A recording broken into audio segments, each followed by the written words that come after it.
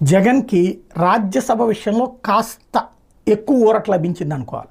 ఎందుకంటే వరుసపెట్టి ఇటు ఎమ్మెల్సీలు దానికి వెళ్ళిపోతూ ఉన్నారు, అటు పక్కన ఎంపీలు వెళ్ళిపోతున్నారు అనుకున్నటువంటి సందర్భంలో ఇద్దరు వెళ్ళటం, రాజీనామా చేయటం, అటు బేదమస్తానరావు, మరొక వైపున మోపిదేవి వెంకటరమణ, ఆ తర్వాత గొల్లబాబురావు కూడా నేను తేల్చుకోలేదు అనేటటువంటి పాయింట్ చెప్పడంతో మిగతా వాళ్ళు కూడా వెళ్ళిపోతారు, ఒక వైవి సుబ్బారెడ్డి తప్ప అన్నటువంటి ప్రచారం సందర్భంలో వైవి సుబ్బారెడ్డికి తోడుగా విజయసాయిరెడ్డి నేను వెళ్ళనని చెప్పారు, అయోధ్య రామిరెడ్డి నేను వెళ్ళనని చెప్పారు, పిల్లి సుభాష్ చంద్రబోస్ నేను వెళ్ళనని చెప్పారు, కృష్ణయ్య నేను వెళ్ళనని చెప్పారు, మేడ రఘునాథరెడ్డి వెళ్ళనని చెప్పారు. ఇప్పుడు 6 ఎంపీలు ఎక్కడికి వెళ్ళమని చెప్పారు. ఇంకొక 3 ఉన్నారు, పరిమళ నత్వాని కావచ్చు, అట్లాగే గొల్లబాబురావు కావచ్చు, తర్వాత వచ్చేటప్పటికి ఇంకొక ఎంపీ మిగిలి ఉన్నటువంటి పరిస్థితి ఉంది.